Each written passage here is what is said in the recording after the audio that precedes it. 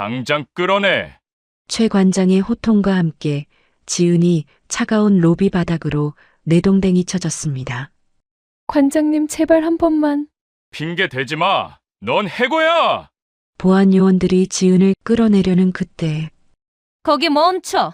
2층 계단 위 흑투성이가 된 흰색 코트를 보물처럼 품에 안은 한 중년 여인이 서 있었습니다. 그 여인의 한마디에 방금 전까지 왕처럼 군림하던 최 관장의 얼굴이 순식간에 굳어버립니다. 그날 300만 원짜리 코트 하나로 인생이 뒤집힌 이유. 지금부터 시작됩니다. 구독과 좋아요 한번 꾹 눌러주세요. 아주머니, 제 눈 보세요. 숨 쉬세요. 하? 거친 숨소리가 하얀 입김이 되어 흩어집니다. 영하 15도. 태산미술관 후문 테라스엔 칼바람이 살을 애듯 몰아치고 있었죠. 고장난 가로등 하나가 미친 듯이 깜빡이며 위태로운 불빛을 토해내고 있었습니다. 서지은은 입술을 깨물었습니다. 턱 끝이 덜덜 떨려왔거든요. 그녀는 본능적으로 옷깃을 여몄습니다. 순백의 캐시미어 코트, 티끌 하나 없는 이 하얀 옷은 단순한 외투가 아니었습니다. 5년차 계약직인 그녀가 정규직 심사를 받는 오늘, 자신을 지켜줄 유일한 갑옷이었죠. 손목시계를 봅니다. 10분. 딱 10분 남았어. 초침 소리가 심장 박동보다 크게 귓가를 때립니다. 이번 브리핑만 성공하면 정규직입니다. 사실 지은은 명문 S대 미대를 수석으로 졸업한 인재였습니다. 동기들은 모두 해외로 떠났죠. 교수가 되고 유명 큐레이터가 되고. 그런데 지은은요? 아버지의 부도 한 방에 유학은커녕 생활 전선에 뛰어들어야 했습니다. 5년째 태산미술관 계약직. 최 관장은 틈만 나면 지은을 찍어 눌렀습니다. 지은 씨, 국내파는 이래서 안 돼. 보는 눈이 우물 안개구리야, 개구리. 실력은 지은이 훨씬 낫다는 거 뻔히 알면서요. 그 인간은 지은의 가난을 무능으로 포장해 짓밟아왔습니다. 그렇기에 오늘 브리핑은 단순한 취업이 아니었어요. 자신의 실력이 가난 따위에 가려지지 않음을 증명해야 하는 전쟁. 물러설 수 없는 마지막 기회였습니다. 이번에도 실수하면 영구 제명이야. 알지? 최 관장의 서늘한 경고가 환청처럼 귓바퀴를 맴돕니다. 주제 파악 좀 하고. 지은은 마른 침을 삼켰습니다. 목구멍이 바싹 타들어가는 느낌이에요. 그녀는 유리문 손잡이를 잡으려다 멈칫했습니다. 바람소리 사이로 기이한 소음이 섞여들었거든요. 짐승의 신음 같기도 하고 바람 빠진 풍선 소리 같기도 한 미세한 소리. 지은의 고개가 천천히 돌아갑니다. 테라스 구석. 눈이 수북이 쌓인 벤치 뒤쪽. 그 어둠 속에서 무언가가 꿈틀거리고 있었습니다. 사람이었습니다. 눈더미 속에 파묻힌 중년 여인.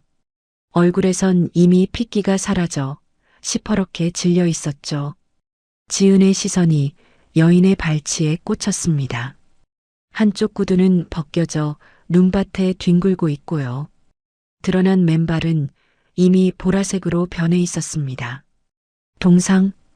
동상이 진행되고 있는 겁니다. 저 발은 이미 감각을 잃었을지도 몰라요. 뚜벅. 그때였습니다. 테라스 너머 복도에서 보안 요원의 발소리가 울렸어요. 지은은 화들짝 놀라 기둥 뒤로 몸을 숨겼습니다. 심장이 터질 듯 요동쳤죠. 지금 여기서 외부인과 함께 있는 게 발각되면 브리핑은커녕 보안 규정 위반으로 당장 쫓겨날 수도 있습니다. 그냥 가자. 지은은 속으로 되뇌었습니다. 내가 신고 안 해도 누군가 보겠지. 보안 요원이 지나갈 거야. 지은은 눈을 질끈 감았습니다. 이 기회를 놓치면 다시는 일어설 수 없어요. 집에 있는 어머니, 매달 나가는 병원비, 그리고 이 코트가 어떤 옷인가요? 3년 전이었습니다. 수술비를 아끼겠다고 퇴원하겠다고 고집을 피우던 엄마. 그 엄마가 꼬깃꼬깃 모은 돈으로 사준 옷이에요. 병원 냄새가 배어있는 지폐들. 그걸 모아서 백화점에 가서 떨리는 손으로 결제하던 엄마의 모습이 눈앞에 어른거립니다. 지은아, 넌 백조야. 엄마의 목소리가 귓가에 쟁쟁합니다. 이 옷 입고 제일 높은 곳으로 날아올라. 기죽지 말고. 지금 이 옷을 더럽힐 수는 없습니다. 절대 안 돼요. 지은은 다시 유리문 쪽으로 발을 때려 했습니다. 살려줘. 발목을 잡는 듯한 목소리. 여인의 입에서 새어나온 바람 빠지는 듯한 절박한 신음. 그게 지은의 가슴을 후벼 팠습니다. 지은의 동공이 격렬하게 흔들립니다. 여인의 보라색 발등 위로 하얀 눈송이가 무심하게 쌓여가고 있었어요. 저대로 두면 죽습니다. 10분 뒤 브리핑? 그게 문제가 아니에요. 지금 이 순간 사람이 죽어가고 있습니다. 젠장. 지은은 비명 같은 기합을 질렀습니다. 그리고 미친 사람처럼 자신의 전부인 흰 코트의 단추를 뜯어내듯 풀었습니다. 펄럭. 300만 원짜리 캐시미어 코트가 진흙 섞인 눈밭 위로 떨어졌습니다.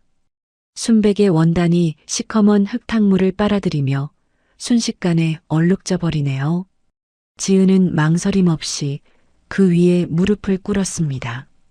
아주머니, 정신 차리세요. 눈 뜨세요. 여인을 코트 위로 끌어올렸습니다. 차가운 시멘트 바닥의 냉기를 옷으로 막아내며 기도를 확보했죠. 여인의 몸은 얼음장처럼 차갑습니다. 특히 저 맨발. 지은은 자신이 신고 있던 구두를 벗어 던졌습니다. 그리고 신고 있던 살구색 스타킹을 잡아당겼어요. 지익. 올라가는 소리가 비명처럼 들렸습니다. 하지만 지은은 아랑곳하지 않았어요. 자신의 맨살과도 같은 스타킹을 벗겨 여인의 엄발에 감았습니다. 이거라도 신으세요. 제발. 목소리가 떨렸습니다. 제발 온기 좀 느껴보세요. 지은은 자신의 셔츠를 걷었습니다. 여인의 차가운 손을 자신의 맨살 겨드랑이 사이에 끼워 넣었어요. 덜덜 떨리는 여인의 몸이 조금씩 지은의 품 안으로 파고들었습니다. 흑. 지은의 입에서도 신음이 새어나왔습니다. 얇은 여름용 블라우스 한 장. 칼바람이 젖은 등판을 사정없이 때렸거든요. 맨발이 눈 덮인 시멘트 바닥에 닿자 수천 개의 바늘이 발바닥을 찌르는 듯한 고통이 타고 올라왔습니다. 발가락 끝 감각이 순식간에 사라져버렸어요. 하지만 지은은 여인을 아는 팔을 풀지 않았습니다. 오히려 더 꽉 끌어안았죠. 엄마가 생각났거든요. 추운 겨울 난방비 아끼려고 찬 방에서 자던 엄마. 그 등도 이렇게 차가웠습니다. 그때 엄마를 안아주지 못했던 죄책감이 지금 이 낯선 여인을 놓지 못하게 만들고 있는지도 몰라요. 윙. 멀리서 구급차 사이렌 소리가 들려옵니다. 붉은 경광등 불빛이 테라스 벽을 타고 번쩍였어요. 이제 살았습니다. 지은은 그제야 여인에게서 몸을 뗐습니다. 셔츠는 흙탕물과 여인의 침으로 범벅이 되었고요. 머리카락은 산발이 된 채 얼굴에 달라붙어 있었죠. 보안 요원들이 뛰어오는 소리가 들립니다. 지은은 반사적으로 뒷걸음질 쳤습니다. 지금 이 꼴을 들키면 안 돼요. 브리핑 시간이 3분 남았습니다. 어떻게든 수습하고 들어가야 해요. 지은은 바닥에 처박힌 자신의 코트를 한번 쳐다보았습니다. 흙탕물에 젖어 묵직하게 늘어진 엄마의 유품. 차마 다시 주워 입을 수도 없을 만큼 망가져버린 갑옷. 그녀는 입술을 꽉 깨물고 돌아섰습니다. 맨발의 발바닥에서 피가 배어나와 하얀 눈 위에 붉은 발자국을 남겼지만요. 지은은 뒤를 돌아보지 않았습니다. 절뚝절뚝. 그녀는 화려한 미술관 로비의 불빛을 향해 피 맺힌 맨발로 뛰기 시작했습니다. 쾅! 지은은 숨이 턱까지 차오른 채 미술관 로비의 육중한 유리문을 밀고 들어섰습니다. 따뜻한 공기가 훅 끼쳐왔습니다. 하지만 그 온기는 지은을 위한 것이 아니었죠. 로비 안은 이미 브리핑을 기다리는 BVIP들로 가득 차 있었습니다. 반짝이는 샹들리에 아래 최고급 정장을 입은 사람들이 샴페인 잔을 들고 담소를 나누고 있네요. 은은한 클래식 음악이 흐르고 향긋한 꽃내음이 진동하는 우아한 세계. 그 한가운데에 지은이 서 있습니다. 흙탕물이 튄 얇은 블라우스는 젖어서 몸에 달라붙어 있고요. 머리카락은 산발이 된 채 빗물을 뚝뚝 흘리고 있는 꼴이에요. 무엇보다 시선을 끄는 건 그녀의 발이었습니다. 신발도 없이 시커멓게 젖은 맨발.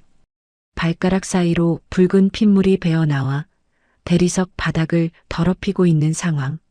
순식간에 정적이 흘렀습니다. 음악 소리마저 멈춘 듯 수십 개의 시선이 지은에게 꽂혔어요. 경멸, 호기심, 불쾌함이 뒤섞인 눈빛들. 서지은 씨?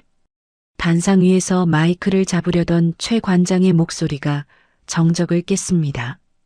그는 천천히 단상을 내려왔어요. 지은에게 다가왔습니다. 한치의 흐트러짐도 없는 완벽한 수트 핏, 반짝이는 구두. 그는 지은의 몰골을 위아래로 훑어보더니 우아하게 웃으며 품에서 손수건을 꺼냈습니다. 지은 씨, 최 관장이 고개를 갸웃했습니다. 여기가 행려병자 수용소인가요? 냄새가 좀 역하네. 손수건으로 코를 막으며 과장되게 인상을 찌푸렸습니다. 주변에서 킥킥거리는 비웃음 소리가 터져나왔죠. 지은의 얼굴이 수치심으로 붉게 달아올랐습니다. 관장님, 그게 아니라 오다가 응급환자가 있어서. 지은은 입술을 달달 떨며 해명하려 했습니다. 사람을 살리려다 이렇게 된 거라고 1분만 시간을 주면 씻고 오겠다고 말하고 싶었죠. 하지만 최 관장은 검지를 자신의 입술에 가져다 댔습니다. 쉿! 차가운 눈빛. 그는 지은의 말을 가차없이 잘랐습니다. 변명은 사직서에 쓰세요. 최 관장의 목소리가 낮게 깔렸습니다. 여기 계신 분들은 당신의 구질구질한 사정을 들으러 오신 게 아닙니다. 프로는 핑계대지 않아요. 결과로 말하는 거지. 하지만 이번 브리핑은 제 마지막 기회라고. 기회? 최 관장이 피식 웃었습니다. 그는 지은에게 한 발짝 더 다가왔어요. 그리고 귓가에 낮게 속삭였습니다. 주변 사람들은 듣지 못하도록 아주 나직하게요. 주제 파악 좀 해, 서지은 씨. 목소리가 더 낮아졌습니다. 부모가 뭘 가르쳤는지 모르겠지만 냄새나는 흙수저가 감히 우리 미술관의 얼굴이 되겠다고? 아버지 부도난 집딸이 어디서 명함을 내밀어. 지은의 눈동자가 흔들렸습니다. 근본이 없는 사람은 어쩔 수가 없어요. 가난은 죄가 아니라지만 가난을 대물림하는 건 죄거든. 부모 탓해요. 부모 탓. 지은의 입술이 파르르 떨렸습니다. 뭔가 말하려고 입을 열었지만 목구멍이 막힌 듯 소리가 나오지 않았어요. 눈시울이 붉어졌습니다. 하지만 지은은 고개를 숙인 채 입술을 꽉 깨물었습니다. 한마디도 하지 못했습니다. 최 관장은 뒤로 물러서며 보안팀장에게 손짓했습니다. 마치 더러운 벌레를 치우라는 듯 가벼운 손짓. 보안팀 조용히 처리해요. 손님들 비위 상하시겠어. 관장님, 잠깐만요. 관장님. 건장한 보안 요원 2명이 지은의 양팔을 거칠게 붙잡았습니다. 지은은 발버둥 쳤지만 역부족이었어요. 그녀는 짐짝처럼 들려 로비 바닥을 질질 끌려갔습니다. 대리석 바닥에 지은의 맨발이 쓸리며 끽끽거리는 소리를 냈지만요. 아무도 그녀를 도와주지 않았습니다.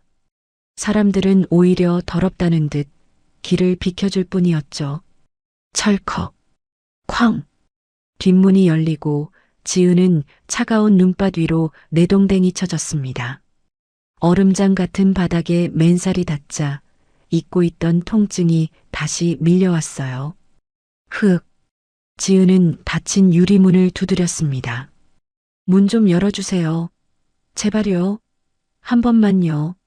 하지만 문은 굳게 닫혔습니다. 그리고 유리문 너머로 믿을 수 없는 광경이 펼쳐졌어요. 최 관장이 단상에 올라 마이크를 잡고 있었습니다. 그의 손에 들린 파일. 그건 지은이 밤새워 준비한 지은의 영혼이 담긴 바로 그 대본이었습니다. 최 관장은 지은이 쓴 문장들을 유창하게 읽어 내려갔습니다. 사람들이 박수를 치고 그는 여유롭게 손을 들어 화답했죠. 지은의 노력, 지은의 시간, 지은의 꿈. 그 모든 것을 최 관장이 훔쳐 자신의 성과로 만들고 있는 순간이었습니다. 저건 내 건데. 지은은 억울함에 가슴을 쳤습니다. 피 묻은 주먹으로 가슴을 퍽퍽 쳤지만 소리는 두꺼운 방탄유리에 막혀 안으로 들어가지 못했어요. 그저 유리창에 붉은 핏자국만 남길 뿐이었습니다. 징! 그때 눈밭에 떨어진 휴대폰이 진동했습니다. 지은은 떨리는 손으로 액정을 확인했어요. 인사팀에서 온 문자 메시지. 발신 태산미술관 인사팀. 서지은 귀하. 품위 유지 의무 위반 및 무단 이탈로 금일부로 계약 해지를 통보합니다. 귀하의 앞날에 더 읽을 수가 없었습니다.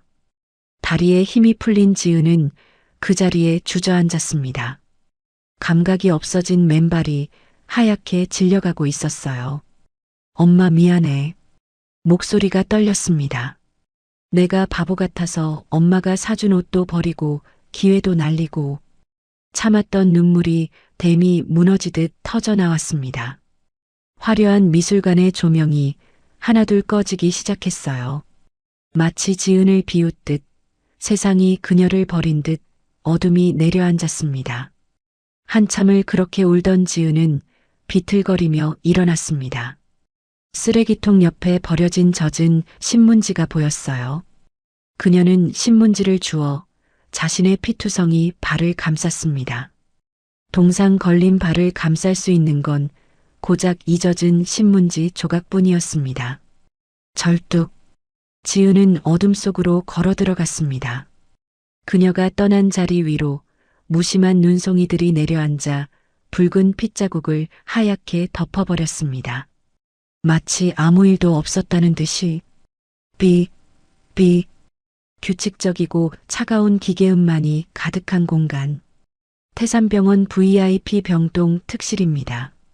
산소 호흡기를 쓴 중년 여인이 침대 위에서 거친 숨을 몰아쉬고 있었습니다. 태산그룹의 안주인 윤 여사예요.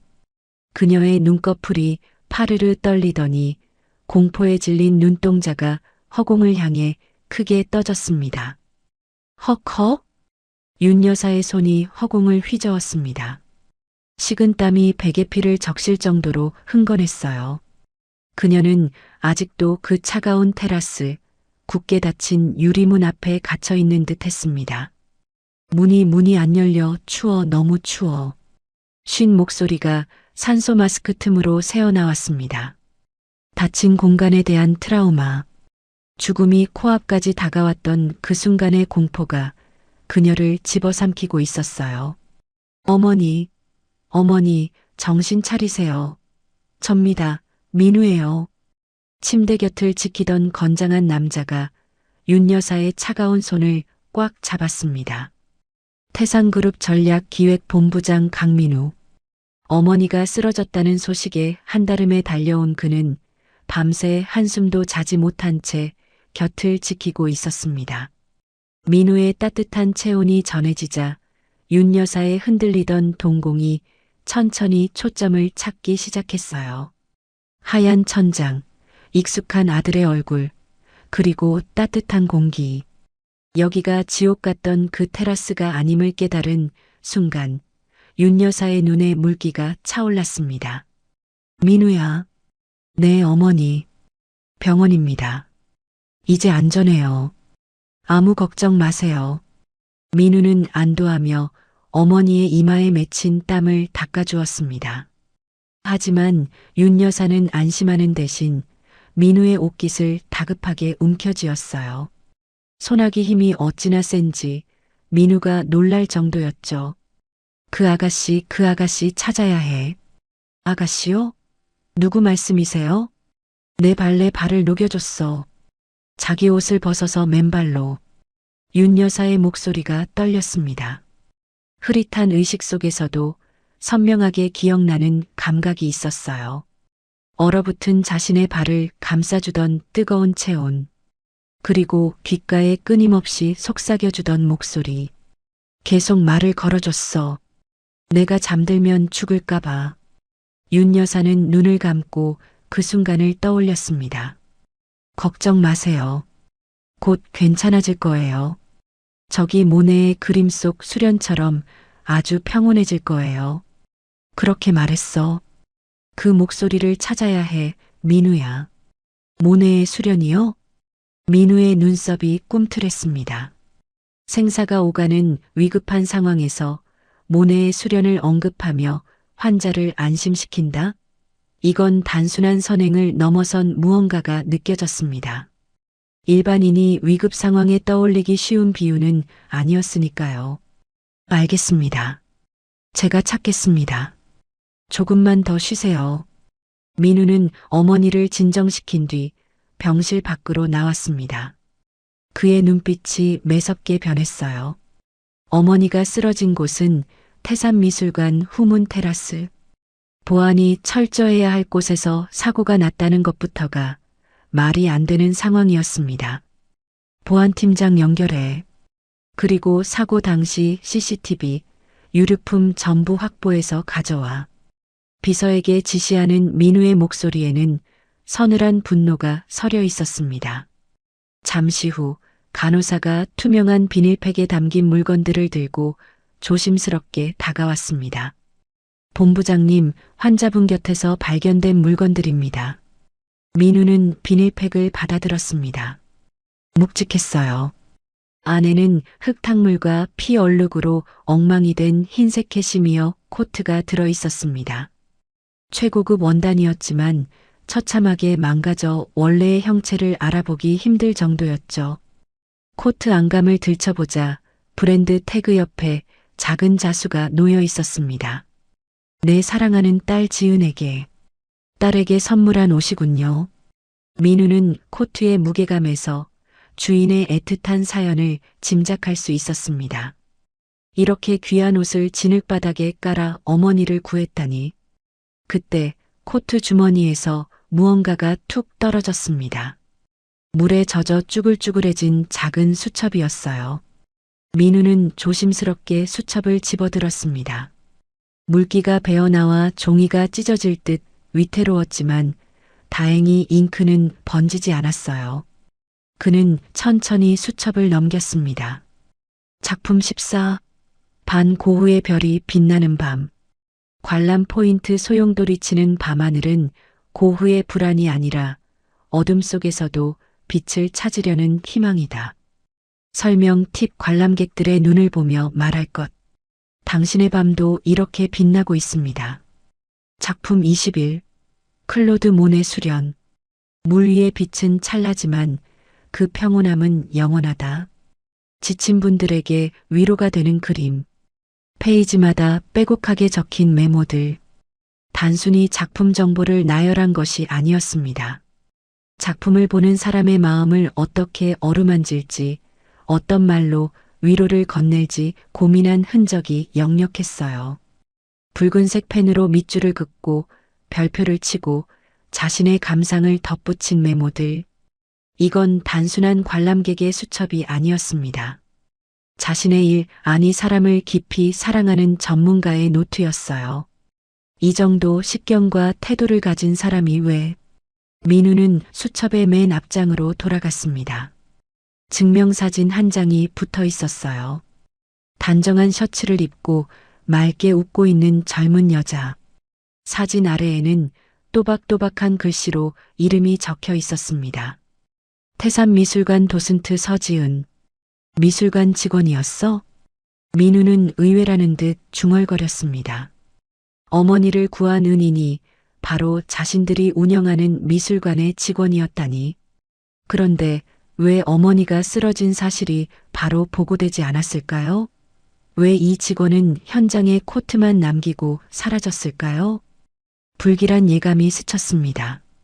민우는 즉시 휴대폰을 꺼내 미술관 인사팀장에게 전화를 걸었습니다. 강민우입니다. 도슨트 서지은 씨 인적 사항과 현재 근무 상태 확인해서 보고하세요. 지금 당장. 전화기 너머에서 당황한 인사팀장의 목소리가 들렸습니다.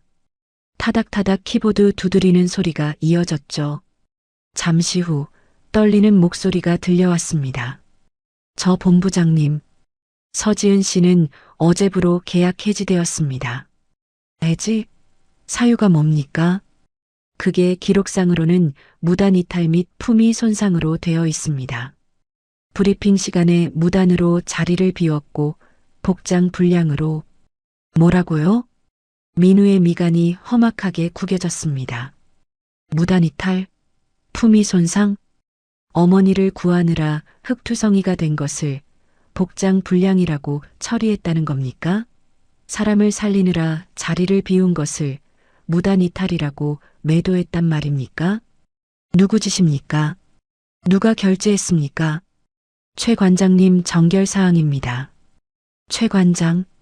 겉으로는 우아한 척하지만 뒤로는 온갖 비리를 저지른다는 소문이 무성한 그 사람. 민우의 주먹이 하얗게 질릴 정도로 꽉 쥐어졌습니다. 생명의 은인에게 상을 주지는 못할 망정, 누명을 씌워 쫓아내다니.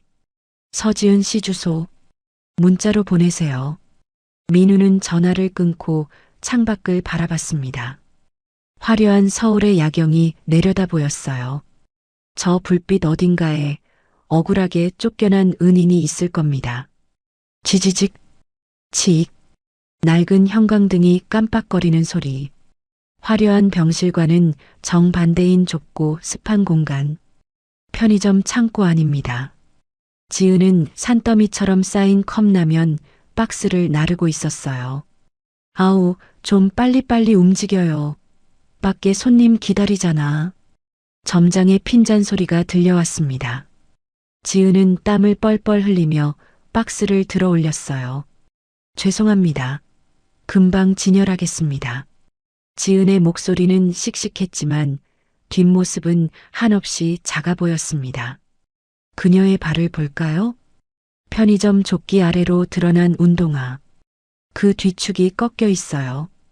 퉁퉁 부은 발을 억지로 구겨 넣었기 때문입니다. 어제 동상을 입은 발가락에는 붕대가 감겨 있고 걸을 때마다 절뚝거리는 게 보이네요. 지은은 박스를 내려놓고 잠시 허리를 폈습니다. 창고 구석에 놓인 낡은 거울에 자신의 모습이 비쳤어요. 헝클어진 머리, 땀에 젖은 얼굴, 편의점 유니폼.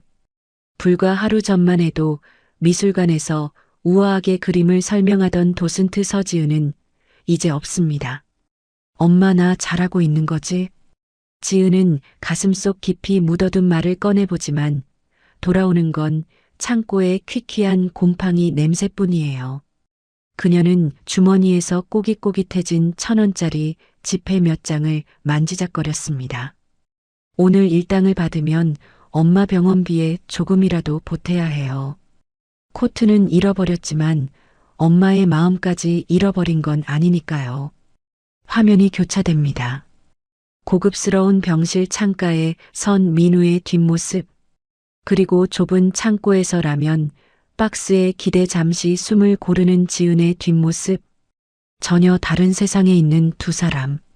하지만 흙투성이가 된 흰색 코트와 물에 젖은 수첩이 두 사람을 보이지 않는 끈으로 연결하고 있습니다.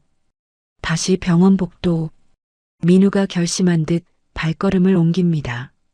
그의 손에는 세탁 쇼핑백이 들려 있었어요. 그 안에는 지은의 코트가 세상에서 가장 귀한 옷이 담겨 있죠. 차 대기시켜. 민우가 비서에게 짧게 명령했습니다. 그의 목소리에는 더 이상 망설임이 없었어요. 은인을 찾으러 가는 길. 아니, 잃어버린 진실을 찾으러 가는 길입니다. 검은색 세단이 병원 로비 앞에 미끄러지듯 멈춰 섰습니다. 딸랑. 경쾌한 종소리와 함께 편의점 자동문이 열렸습니다. 태산미술관 뒤편 후미진 골목에 위치한 낡은 편의점. 야간 아르바이트생 지은은 계산대 구석에 펼쳐놓았던 미술 전문 서적을 황급히 덮었습니다. 어서 오세요. 지은은 반사적으로 고개를 들었습니다. 하지만 그녀의 눈동자가 이내 크게 흔들렸어요. 좁고 퀴퀴한 편의점 안으로 들어선 손님. 그는 컵라면이나 삼각김밥을 사러 온 동네 주민이 아니었습니다. 최고급 맞춤 정장을 입고 윤기가 흐르는 구두를 신은 남자. 태산그룹의 강민우 본부장이었습니다. 그의 등 뒤로 밤거리에 네온 사인이 비쳤지만 민우의 표정은 그보다 더 차분하고 깊었어요. 그의 손에는 고급스러운 쇼핑백 하나가 들려 있었습니다. 지은은 본능적으로 한 걸음 뒤로 물러섰습니다. 경계심 가득한 눈빛. 그녀는 자신이 쫓겨났던 그날의 수치심을 기억하고 있었어요. 혹시 미술관에서 보낸 사람일까봐, 또다시 모욕을 주러 온 걸까봐 어깨가 움츠러들었습니다. 저 해고됐어요. 지은의 목소리가 날카롭게 튀어나왔습니다. 퇴직금 정산도 다 끝났고요. 더 이상 미술관이랑 볼 일 없는데요. 가시 돋친 듯한 말투. 하지만 끝은 미세하게 떨리고 있었어요. 민우는 대답 대신 천천히 카운터로 다가왔습니다. 그리고 들고 있던 쇼핑백을 지은 앞에 조심스럽게 올려놓았습니다. 볼 일이 있어서 온 게 아닙니다. 민우가 입을 열었습니다. 돌려드리러 왔습니다. 민우가 쇼핑백에서 꺼낸 건 깨끗하게 세탁된 흰색 캐시미어 코트였습니다. 진흙과 핏물로 엉망이 되었던 그 옷이 전문가의 손길을 거쳐 다시 하얗게 빛나고 있었어요. 그리고 그 위에 얹힌 쭈글쭈글하게 말랐지만 소중한 수첩 하나. 지은의 눈이 커졌습니다. 버렸다고 생각했던, 다시는 못 볼 줄 알았던 엄마의 유품. 그녀의 손이 저절로 코트를 향해 뻗어나갔어요. 손끝에 닿는 캐시미어의 부드러운 촉감에 울컥 눈물이 솟구쳤습니다. 이거, 그리고 이 수첩의 주인, 제 어머니를 살려주신 은인분을 모시러 왔습니다. 민우는 정중하게 허리를 숙였습니다. 태산그룹의 후계자가 좁은 편의점 카운터 앞에서 초라한 알바생에게 고개를 숙인 겁니다. 제 어머니 윤 여사님이 당신을 찾고 계십니다. 지은은 멍하니 민우를 바라보다가 이내 씁쓸한 미소를 지으며 코트를 받아들었습니다. 사례는 필요 없어요. 목소리가 담담했습니다. 옷은 돌려받았으니 됐습니다. 저는 그냥 제가 해야 할 일을 했을 뿐이에요. 지은은 단호하게 거절했습니다. 돈 몇 푼 받자고 한 일이 아니었어요. 그날의 선택은 자신의 양심이자 자존심이었습니다. 그걸 돈으로 보상받는 순간 그날의 진심마저 값싼 거래가 될 것 같아 싫었죠. 하지만 민우는 물러서지 않았습니다. 그의 눈빛이 진지하게 빛났어요. 사례가 아닙니다. 민우의 목소리가 낮아졌습니다. 부탁을 드리는 겁니다. 아니, 애원하러 왔습니다. 애원이요? 어머니가 심각한 트라우마로 병원에 계십니다. 민우의 목소리에 절박함이 묻어났습니다.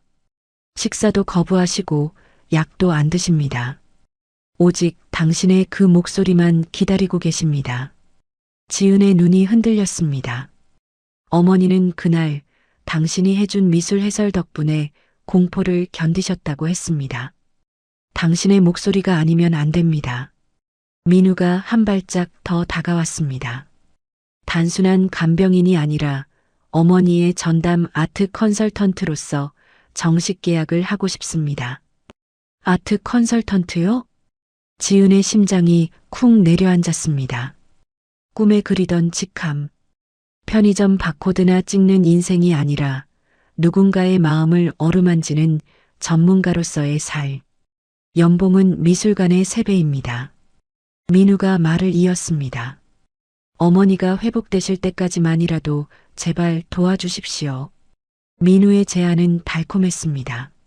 아니, 현실적이었어요. 지은의 시선이 카운터 아래 놓인 휴대폰으로 향했습니다. 액정에는 병원비 미납 안내라는 문자가 떠 있었죠. 당장 내일 엄마의 투석비를 내야 합니다. 자존심만으로 버티기엔 현실의 벽은 너무나 높고 차가웠습니다. 잠시 정적이 흘렀습니다. 편의점 냉장고 돌아가는 소리만이 웅웅거렸어요. 지은은 입술을 꽉 깨물었습니다. 그리고 결심한 듯 고개를 들었습니다. 가겠습니다. 그녀의 눈빛이 달라졌습니다. 더 이상 주눅든 알바생의 눈이 아니었어요. 대신 조건이 있어요. 말씀하십시오. 뭐든 들어드리겠습니다. 제 실력으로 평가해 주세요. 지은의 목소리가 단단해졌습니다. 은인이라는 이유로 봐주거나 동정하지 마세요. 저는 전문가로서 일하러 가는 겁니다. 민우는 지은의 당당한 태도에 놀란 듯 잠시 멈칫하다가 이내 옅은 미소를 지으며 고개를 끄덕였습니다. 알겠습니다. 서지은 컨설턴트님, 모시겠습니다. 지은은 편의점 유니폼 조끼를 벗어 던졌습니다. 그리고 민우가 가져온 흰색 코트를 어깨에 걸쳤어요. 순백의 코트가 그녀를 감싸자 초라했던 편의점 알바생은 온데간데 없고 우아하고 기품 있는 큐레이터 서지은이 거울 속에 서 있었습니다. 가시죠. 지은은 앞장서서 편의점 문을 열고 나갔습니다. 비 그친 밤거리에 찬 공기가 시원하게 얼굴을 스쳤어요. 가게 앞에 대기 중인 검은색 세단. 민우가 서둘러 다가가 조수석 문을 열어주었습니다. 지은이 차에 오르는 뒷모습은 비장했습니다. 이 차에 타는 순간 그녀의 인생은 다시 한번 소용돌이치게 될 거예요. 하지만 이번엔 도망치지 않을 겁니다. 자신의 발로 당당하게 걸어갈 겁니다. 부르릉. 엔진 소리와 함께 차가 미끄러지듯 출발했습니다. 육중한 철제 대문이 열리고 차는 드넓은 정원을 지나 현관 앞에 멈춰 섰습니다. 태상그룹 본가. 대한민국 0.1%만이 산다는 성북동 대저택. 지은은 심호흡을 한번 크게 하고 차에서 내렸습니다. 압도적인 위압감이 느껴졌지만 그녀는 코트깃을 단단히 여미며 허리를 꼿꼿이 세웠어요. 이쪽입니다. 민우의 안내를 받아들어선 집안 내부는 웬만한 미술관보다 화려했습니다. 복도마다 유명 작가들의 그림이 걸려 있었고 바닥은 대리석으로 번쩍였죠. 또각 또각. 지은의 구두 굽소리가 낯선 공간에 울려 퍼졌습니다. 거실 소파에는 신문을 보고 있던 중년 남성이 앉아 있었습니다. 태상그룹 강 회장. 그는 인기척을 느끼고 신문 너머로 지은을 곁눈질했어요. 날카로운 눈빛이 지은을 위아래로 훑어내렸습니다. 아버지 모시고 왔습니다.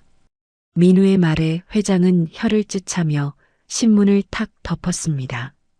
그림쟁이가 뭘 한다고 집에 들여? 회장의 목소리가 퉁명스러웠습니다. 병원 놔두고 굳이? 민우 너 여자 데려온 거냐? 어머니 치료를 위해 모신 전문가입니다. 말씀 함부로 하지 마세요. 전문가? 회장이 피식 웃었습니다. 흥? 얼굴 반반한 거 보니 뻔하구먼. 요즘 젊은 것들이란 지은이 정중하게 고개를 숙여 인사했습니다. 하지만 회장은 투명 인간 취급하며 자리에서 일어나 버렸어요. 그는 지은의 인사를 받지도 않은 채 뒷짐을 지고 서재로 쿵쿵 걸어 들어갔습니다. 등 뒤로 들리는 집안 고용인들의 수군거림. 꽃뱀 아니야? 본부장님 꼬셔서 한몫 챙기려나 보네. 가시방석이었습니다. 환영받지 못하는 이방인. 하지만 지은은 흔들리지 않았어요. 그녀는 이곳에 인정받으러 온 게 아니라 일하러 온 거니까요. 그녀는 민우를 향해 괜찮다는 듯 옅은 미소를 지어 보였습니다. 환자분 방으로 안내해 주세요. 윤 여사의 침실은 2층 끝방에 있었습니다. 민우가 조심스럽게 문을 열자 어둠이 훅 끼쳐왔어요. 대낮인데도 암막 커튼을 쳐서 빛 하나 들어오지 않는 방. 쿰쿰한 약 냄새와 억눌린 신음소리가 가득했습니다. 문이. 침대 구석, 이불을 머리 끝까지 뒤집어 쓴 채 윤 여사가 웅크리고 있었어요. 공황장애로 인한 과호흡 증세였습니다. 그녀는 보이지 않는 감옥에 갇혀 떨고 있었죠. 어머니, 저예요. 지은 씨 왔어요. 민우가 다가가려 했지만 윤 여사는 비명을 지르며 거부했습니다. 누구도 곁에 오지 못하게 하는 극도의 불안 상태. 민우가 어쩔 줄 몰라 하며 지은을 쳐다봤어요. 지은은 침착하게 가방을 내려놓았습니다. 그리고 망설임 없이 창가로 걸어갔어요. 차악. 그녀는 굳게 닫힌 암막 커튼을 힘차게 젖혔습니다. 눈부신 오후의 햇살이 어둠을 뚫고 방 안으로 쏟아져 들어왔어요. 으악! 불 꺼! 닫으라고. 윤 여사가 발작하듯 소리쳤습니다. 하지만 지은은 물러서지 않았어요. 그녀는 침대 곁으로 다가가 윤 여사의 손을 단단히 잡았습니다. 사모님, 저 보세요. 지은의 목소리가 단호하지만 따뜻하게 울렸습니다. 눈 뜨세요. 어두우면 더 숨쉬기 힘들어요. 빛을 봐야 해요. 윤 여사는 그 목소리를 기억했습니다. 차가운 눈밭에서 자신을 살려냈던 그 생명의 목소리. 윤 여사가 천천히 이불을 내리고 지은을 바라봤어요. 지은은 벽에 걸려있던 칙칙한 색감의 추상화를 떼어내버렸습니다. 어두운 그림은 환자의 우울감을 증폭시킬 뿐이니까요. 대신 그녀는 가져온 태블릿 PC를 켜서 커다란 화면에 그림 하나를 띄웠습니다. 클로드 모네의 지베르니 정원. 화사한 꽃들이 만발하고 따스한 햇살이 가득한 풍경화였어요. 사모님, 이 그림 속 햇살 느껴지세요? 지은은 나직하게 그림을 읽어주기 시작했습니다. 전문 용어나 어려운 해석은 없었어요. 그저 마음을 어루만지는 언어들 뿐. 여기 핀 붓꽃들을 보세요. 지은의 목소리가 부드럽게 흘렀습니다.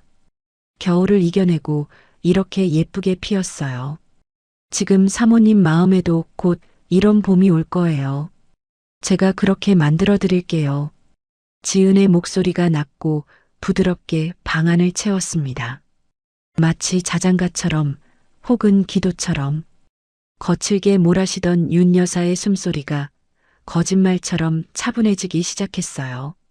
경직되어 있던 어깨가 풀리고 공포로 가득했던 눈동자에 평온함이 깃들었습니다. 윤 여사가 떨리는 손을 뻗어 지은의 옷소매를 잡았습니다. 지은은 그 손을 두 손으로 감싸 쥐고 따뜻한 눈맞춤을 보냈어요. 이제 괜찮아요. 아무도 사모님을 가둘 수 없어요. 문틈으로 이 모습을 지켜보던 민우와 회장. 회장은 헛기침을 하며 짐짓 모른 척 돌아섰지만 그의 표정은 놀라움으로 굳어 있었습니다. 의사들도 약으로도 못 고쳤던 아내의 발작을 저 젊은 아가씨가 말 한마디, 그림 한 장으로 진정시키다니. 그건 단순한 기술이 아니었습니다. 진심이 닿은 기적이었어요. 밤이 깊었습니다. 윤 여사는 모처럼 편안하게 잠들었어요. 지은은 침대 옆 보조의자에 앉아 밤새 윤 여사의 곁을 지켰습니다. 혹시라도 다시 악몽을 꿀까봐 그녀의 손을 놓지 않은 채로요. 피로가 몰려와 꾸벅꾸벅 졸면서도 지은은 잡은 손에 힘을 풀지 않았습니다. 끽. 문이 조용히 열리고 민우가 들어왔습니다. 그는 잠든 어머니와 그 곁을 지키는 지은을 번갈아 바라보았어요. 가슴 한구석이 찌릿했습니다. 돈 받고 일하는 사람이라기엔 너무나 헌신적인 모습. 민우는 조용히 다가가 지은의 어깨에 담요를 덮어주었습니다. 그때 지은의 손등에 남은 흉터가 민우의 눈에 들어왔어요. 동상 자국. 그날 어머니를 구하다 생긴 영광의 상처이자 지은이 감당해야 했던 고통의 흔적. 민우의 눈빛이 흔들렸습니다. 그는 지은의 손을 한참이나 내려다보았어요. 대체 어떤 삶을 살았길래 이렇게까지 타인에게 진심일 수 있습니까? 당신이란 사람은. 민우는 지은의 머리카락이 흘러내린 것을 조심스럽게 넘겨주려다 깰까봐 손을 멈췄습니다. 그의 손끝이 허공에서 잠시 머물다 거두어졌어요. 다음 날 아침, 커튼 사이로 맑은 아침 햇살이 비쳤습니다. 윤 여사가 눈을 떴어요. 머리가 맑았습니다. 이렇게 개운하게 일어난 게 얼마만인지 기억도 나지 않았죠. 그녀의 시선이 자신의 손을 잡고 잠들어 있는 지은에게 머물렀습니다. 불편한 의자에서 쪽잠을 자면서도 자신을 지켜준 아이. 윤 여사의 눈에 눈물이 고였습니다. 그녀는 조심스럽게 손을 들어 지은의 머리를 쓰다듬었어요. 아가. 지은이 부스스 눈을 떴습니다. 윤 여사가 환하게 웃고 있었어요. 마치 오랫동안 잃어버렸던 딸을 다시 찾은 엄마처럼. 잘 잤니? 그 한마디에 지은의 긴장이 탁 풀리며 눈시울이 붉어졌습니다. 차가웠던 저택에 비로소 온기가 돌기 시작했습니다. 일주일 뒤 태상그룹 본가의 공기가 완전히 바뀌었습니다. 마치 흑백 영화가 컬러로 바뀐 듯한 변화였어요. 어둡고 침침했던 복도에는 지은이 고른 밝고 화사한 그림들이 걸렸고 굳게 닫혀있던 커튼은 모두 활짝 젖혀져 따스한 햇살이 집안 구석구석을 비췄습니다. 가장 큰 변화는 윤 여사였습니다. 호호호 지은아. 이 그림 참 좋다. 꼭 우리 정원 같아. 윤 여사는 이제 휠체어 없이도 거실을 걸어 다녔어요. 웃음소리가 끊이지 않았고 식사량도 늘었습니다. 지은의 팔짱을 끼고 정원을 산책하는 모습은 영락없는 모녀 사이 같았죠. 고용인들의 시선도 달라졌습니다. 꽃뱀이라며 수군대던 입들은 쏙 들어갔고 이제는 선생님, 사모님 약 시간입니다라며 지은을 깎듯이 대했어요. 아침 출근길. 회장이 현관에서 넥타이를 매며 거울을 보고 있었습니다. 평소 같으면 비서가 골라준 대로 입고 나갔겠지만 오늘은 웬일인지 넥타이 2개를 들고 고민하고 있었어요. 그때 지은이 윤 여사의 아침 식사를 챙겨 나오다 회장과 마주쳤습니다. 어이 아가씨. 회장이 툭 던지듯 불렀습니다. 지은이 걸음을 멈추고 고개를 숙였어요. 네, 회장님.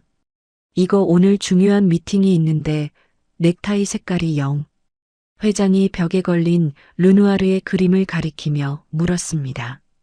저기 걸린 그림이랑 뭐가 더 어울리겠나?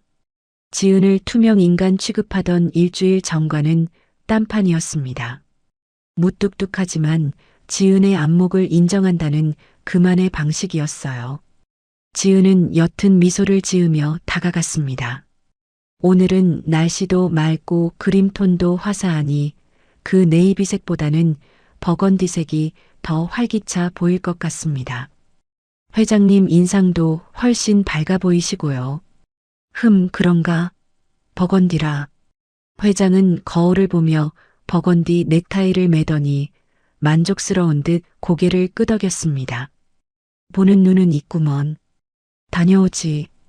회장이 현관을 나섰습니다. 지은은 안도의 한숨을 내쉬었어요. 닫힌 철문 빗장이 조금씩 풀리는 기분이었습니다. 오후 서재. 지은은 윤 여사에게 보여줄 새로운 도록을 찾고 있었습니다. 책장 꼭대기 칸에 꽂힌 두꺼운 미술 전집. 지은은 사다리 위에 올라가 까치발을 들었어요. 의차 조금만 더. 손이 닿을 듯 말 듯. 지은이 몸을 길게 뻗는 순간 사다리가 기우뚱했습니다. 꺄! 중심을 잃은 지은의 몸이 허공으로 떨어졌습니다. 눈을 질끈 감으며 바닥 충격을 예상했는데 닿은 곳은 딱딱한 마룻바닥이 아니었어요. 단단하고 따뜻한 무언가. 괜찮아요? 눈을 뜨자 바로 코앞에 민우의 얼굴이 있었습니다. 서재에서 책을 읽던 민우가 떨어지는 지은을 반사적으로 받아 안은 거예요. 두 사람의 거리는 불과 한 뼘. 서로의 숨결이 닿을 만큼 가까웠습니다. 민우의 셔츠 냄새, 은은한 스킨 향기가 훅 끼쳐왔어요. 지은의 심장이 미친 듯이 뛰었습니다. 놀라서인지 설레서인지 구분할 수 없을 만큼 민우 역시 지은을 내려놓지 않은 채 깊은 눈으로 그녀를 응시했어요. 조심해요. 다칠 뻔했잖아요. 가 감사합니다. 이제 놔주셔도. 지은이 얼굴이 빨개져서 몸을 빼려 했습니다. 하지만 민우는 팔에 힘을 주며 놓아주지 않았어요. 어머니한테는 지은 씨가 필요하지만 민우의 목소리가 낮아졌습니다. 저도 이제 지은 씨 없으면 곤란합니다. 민우의 직진 고백. 돌려 말하지 않는 그의 진심이 묵직하게 들어왔습니다. 지은은 당황해서 민우의 가슴을 밀어내며 품을 빠져나왔어요. 저는 일하러 온 사람이에요. 목소리가 떨렸습니다. 본부장님과 이런 농담할 처지 아닙니다. 지은은 짐짓선을 그으려 했습니다. 자신은 고용인이고 그는 고용주입니다. 넘지 말아야 할 선이 있다고 생각했으니까요. 하지만 민우는 물러서지 않았습니다. 그는 지은에게 한 발짝 다가섰어요. 농담 아닙니다. 민우의 눈빛이 진지하게 빛났습니다. 압니다. 지은 씨 실력도 마음도 프로라는 거. 그래서 더 놓치기 싫은 겁니다. 일하는 사람으로서도 여자로서도. 본부장님. 민우의 진지한 눈빛에 지은의 마음이 흔들렸습니다. 차가운 현실 속에서 얼어붙었던 심장에 봄바람이 부는 것 같았어요. 두 사람 사이에 묘한 기류가 흘렀습니다. 딩동. 그때였습니다. 평화롭던 저택의 공기를 찢는 요란한 초인종 소리가 울려 퍼졌어요. 한 번도 아니고 연거푸 눌러대며 재촉하는 무례한 소리. 인터폰 화면이 켜지고 방문자의 얼굴이 떴습니다. 지은의 표정이 순식간에 굳어졌습니다. 핏기가 싹 가시고 손끝이 덜덜 떨려왔어요. 화면 속의 남자. 태산미술관 최 관장. 자신을 모욕하고 쫓아냈던 지은에게는 악몽과도 같은 그 사람이 문 앞에 서 있었습니다. 그의 옆에는 거대하게 포장된 그림이 놓여 있었어요. 회장님 계십니까? 태산미술관 최 관장입니다. 귀한 물건을 가져왔습니다. 인터폰 너머로 들리는 최 관장의 목소리가 거실에 쩌렁쩌렁 울려 퍼졌습니다. 지은은 공포에 질려 뒷걸음질 쳤어요. 트라우마가 되살아나 숨이 막혀왔습니다. 민우가 지은의 떨리는 어깨를 감싸 안으며 현관 쪽을 노려보았습니다. 폭풍전야. 평온했던 저택에 불청객이 들이닥쳤습니다. 문 열어드리겠습니다. 고용인이 인터폰을 누르자 육중한 현관문이 열렸습니다. 최 관장은 의기양양한 표정으로 들어섰어요. 뒤따라 들어온 수행원들이 거대하게 포장된 그림을 조심스럽게 옮겼습니다. 포장지 틈으로 얼핏 보이는 화려한 금빛 액자. 그가 회장의 환심을 사기 위해 거금을 들여 공수해온 이른바 수십억 원대 미공개 명화였죠. 아이고, 집이 정말 으리으리하네요. 최 관장은 아무도 없는 거실을 향해 과장된 칭찬을 늘어놓으며 주변을 두리번거렸습니다. 역시 회장님 안목은 남다르십니다. 그의 눈빛에는 탐욕이 가득했어요. 이번 그림만 잘 팔면 관장 자리는 물론이고 재단 이사 자리까지 넘볼 수 있다는 계산이 끝난 상태였습니다. 그때였습니다. 부엌 쪽에서 달그락거리는 소리가 들리더니 찻잔을 든 지은이 걸어 나왔어요. 윤 여사에게 드릴 허브차를 준비하던 참이었습니다. 누구? 지은이 고개를 들었습니다. 그리고 거실 한가운데 서 있는 남자와 눈이 마주쳤어요. 최 관장. 지은의 손이 미세하게 떨려 찻잔 속의 차가 찰랑거렸습니다. 최 관장 역시 지은을 보고 굳어버렸어요. 그의 눈이 찢어질 듯 커졌습니다. 마치 헛것을 본 사람처럼. 네니가 왜 여기 있어? 최 관장이 손가락질하며 더듬거렸습니다. 지은은 입술을 꽉 깨물었습니다. 도망치고 싶었습니다. 숨고 싶었어요. 하지만 그럴 수 없었습니다. 그녀는 더 이상 쫓겨난 알바생이 아니니까요. 지은은 떨리는 손을 진정시키며 찻잔을 테이블 위에 천천히 내려놓았습니다. 오랜만입니다, 관장님. 오랜만? 최 관장이 피식 웃었습니다. 아? 기가 차서. 그의 표정이 순식간에 비웃음으로 바뀌었어요. 그는 지은의 앞치마를 훑어보며 코웃음을 쳤습니다. 미술관에서 쫓겨나더니 기어이 갈 데가 없어서 여기서 식모살이 하니? 최 관장이 혀를 찼습니다. 야, 너도 참 끈질기다. 부모가 가르쳐준 게 그거야? 어디서든 남의 집에 빌붙어서 밥벌이 하는 거? 모욕적이었습니다. 급이 떨어지면 눈치라도 있어야지. 넌 뭐냐? 미꾸라지도 아니고 어딜 가나 끈질기게 붙어 있어. 최 관장의 말 한마디 한마디가 비수가 되어 꽂혔습니다. 하지만 지은은 물러서지 않았어요. 그녀는 허리를 꼿꼿이 폈습니다. 저는 식모가 아닙니다. 목소리가 떨렸지만 또렷했습니다. 회장님 댁 아트 디렉터로 정식 고용되어 와 있습니다.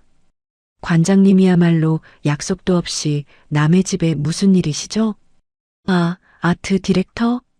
최 관장이 배를 잡고 웃음을 터뜨렸습니다. 푸아하, 미치겠네.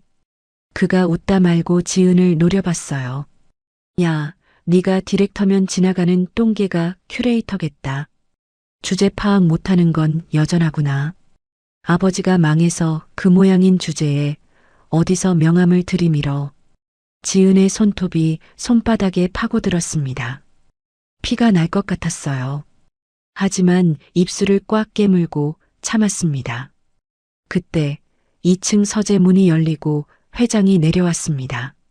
소란스러운 소리에 인상을 찌푸린 채였죠. 무슨 일이야? 시끄럽게.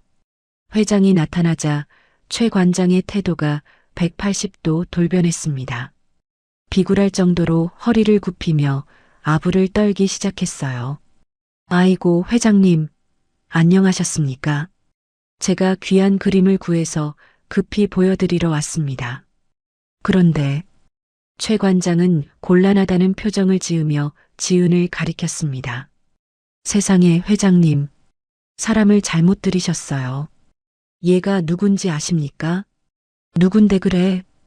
회장이 의아한 듯 물었습니다. 최 관장은 회장에게 바짝 다가갔어요. 속삭이듯, 그러나 지은이 다 들을 수 있게 큰 소리로 말했습니다. 예, 제가 미술관에서 자른 애예요. 최 관장의 목소리가 거실에 울렸습니다. 그것도 그냥 자른 게 아니라 학력 위조의 도벽까지 있어서 쫓아내내라고요. 근본이 없는 집 딸은 어쩔 수가 없더라니까요. 뭐라고? 도벽? 회장의 눈빛이 매섭게 변했습니다. 지은은 숨이 턱 막혔어요. 거짓말. 새빨간 거짓말이었습니다. 아닙니다. 회장님, 저는 조용히 해. 최 관장이 지은에게 삿대질하며 소리쳤습니다. 어디서 어른들 말씀하시는데 끼어들어? 가정교육을 어떻게 받았길래 버릇이 그 모양이야? 최 관장이 회장에게 다시 몸을 돌렸습니다. 회장님, 제 말 믿으세요. 얘가 미술관에서도 제 기획안 훔치려다 걸려서 쫓겨난 주제에 여기서 또 사기를 치고 있는 겁니다. 그가 손을 휘휘 저었어요. 아트 디렉터요? 웃기고 있네. 얘 이력서 다 가짜예요. 부모가 사기꾼이니 딸도 사기꾼인 거죠. 최 관장은 마치 정의의 사도라도 된 양지은을 몰아세웠습니다. 자신의 비리를 덮기 위해 지은을 희생양으로 삼았던 과거처럼 이번에도 지은을 짓밟아 자신의 입지를 굳히려는 수작이었어요. 회장이 천천히 고개를 돌려 지은을 노려봤습니다. 그 눈빛에는 의심과 배신감이 서려 있었습니다. 그게 사실인가? 자네 학력 위조했어? 내 집에서 도둑질하려고 들어온 거야? 서슬퍼런 회장의 추궁에 지은은 다리에 힘이 풀릴 뻔했습니다. 억울했습니다. 너무 억울해서 눈물이 날 것 같았어요. 아닙니다. 맹세코 저는 정당하게. 증거 있어요. 회장님. 최 관장이 지은의 말을 끊고 쐐기를 박았습니다. 제가 당장 내일이라도 인사기록부 가져다 보여드릴까요? 전과 조회해 보세요. 아주 화려할 겁니다. 잊지도 않은 증거를 들이대며 협박하는 그의 모습은 악마 같았어요. 회장의 얼굴이 불그락푸르락해졌습니다. 그는 지은을 향해 손을 휘저었습니다. 시끄럽다. 더 들을 것도 없어. 내 집안에 도둑년은 필요 없다. 당장 나가. 권력 앞에 진실이 묻히는 순간이었습니다.